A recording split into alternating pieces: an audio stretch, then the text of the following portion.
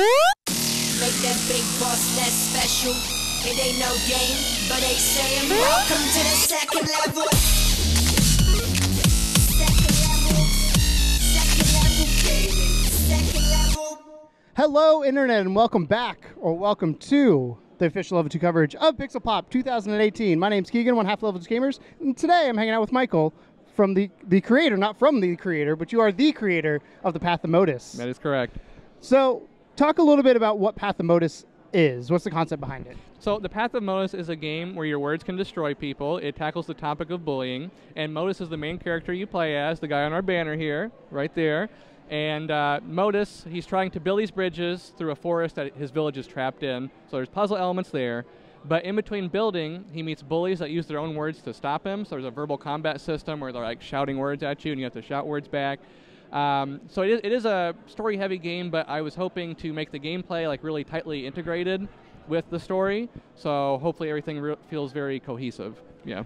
So the story is based around bullying, but there are multiple, I feel, social aspects to it. One of the things I've got was never give up on your dreams. Yeah. I got that by the time I was done playing it. And I have finished the game. I've not platinumed it yet, but I think 76% of all the trophies. Oh, okay, you're almost there. I'm almost there. So let's talk a little bit about why that storyline, why bullying? Well, it started off, like you said, like it was about like pursuing your dreams and the challenges of doing that. Like I wanted it to be kind of from a creative person standpoint, because like any person doing anything creative, like you meet the people who are like, oh, it'll never work. And you'll never amount to anything. Exactly. Get a real job. Yeah, exactly, yeah. So it started off with that, but like as the game developed and we showed it at conventions, like people that had been bullied, like they really kind of resonated with it, and they said, this game's about bullying. I was like, well, like, yeah, I guess it is. It is. I mean, it wasn't the initial, unintentionally. Yeah, it unintentionally it is. Yeah. So like the game naturally grew, and I started looking at it from that lens. And like you said, I think the final product is there's a bunch of different messages in it, but the bullying is one of them. The never give up on your dreams. There's a bunch of stuff in there, I think. Yeah. So when it comes to creating the puzzles, because it starts off super simple, there's literally 4 lines of the first puzzle. By the time you're done, I want to say there's probably, I don't know, it feels like 40 lines going on, maybe 50, maybe 1,000. I don't know. At one point, I was like, I don't know. This line goes here. Too much. Too much. So what's the process for designing a puzzle to make sure it is accessible and easy enough to do that you're not stuck, but also challenging enough that you feel accomplished when you finished it? So the way I design puzzles is I don't worry too much about difficulty. I'm more trying to find like interesting ideas. So I can't really describe my creative process because it's like, basically, I'm throwing stuff up on the screen and, let's see what works. So whatever that is, right? Whatever sticks at the wall. Exactly, yeah. But in this game specifically, each puzzle or each section of puzzles has a specific idea I'm trying to convey. So the example I always like to give is in one of the very first sections in the game, you're in this cave, and you find a note written by Motus, and he's talking about how he feels isolated from the world. And then immediately after you read that, you start solving these line puzzles on a door.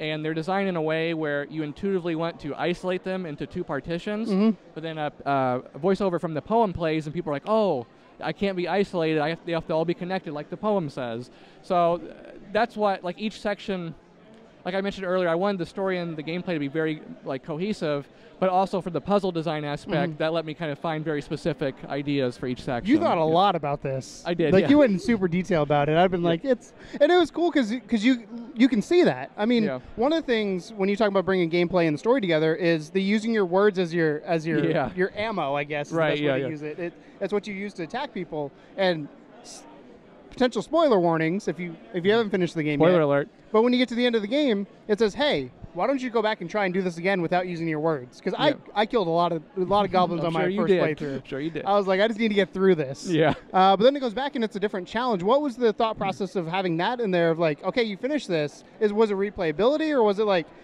just kind of trying to get that message home of like you don't need to use your words to hurt somebody? It was a bunch of things.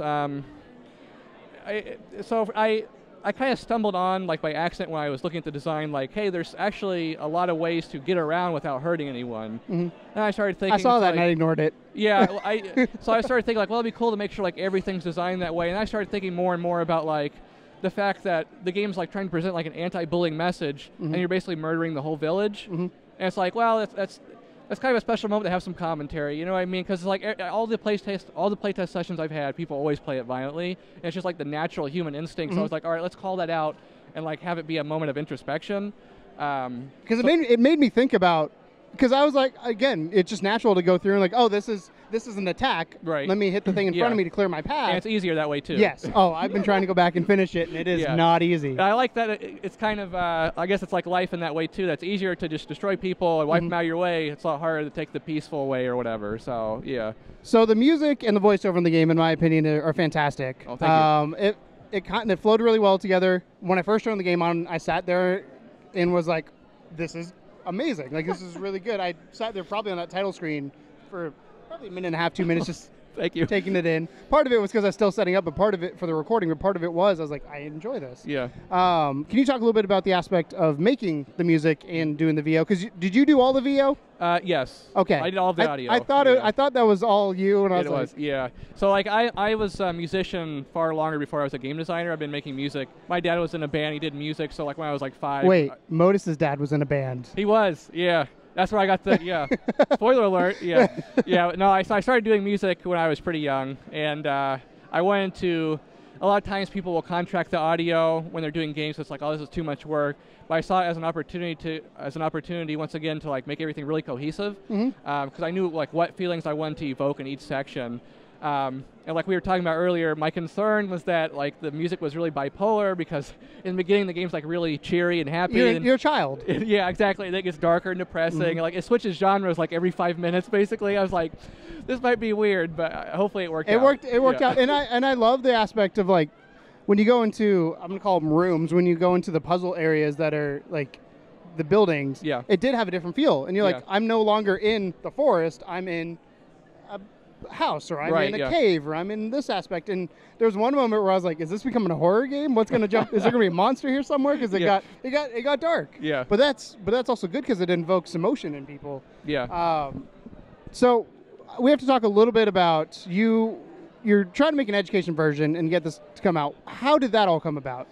So it's a funny story because when I first started designing this game, I didn't want it to be educational, right? Like that wasn't the intention. But as we shown it, like at conventions like this and around the country, I kept running into teachers that would come and play the game, and they'd be like, "Wow, I really would like to use this in the classroom because a lot of schools, maybe just here in Illinois, maybe other places, they're being mandated to have a lesson on bullying. Like it's a really hot topic right now. Every school should have a lesson on bullying. Yeah. So it's a really hot issue, and they're trying to find new ways to like address the topic in ways that are fun and engaging. So like there's been a huge demand from teachers and superintendents I've talked to. Everyone keeps telling me like, can we use this in schools? And at first I cringed because like I don't like educational games. It's like I don't want to be labeled that and all that.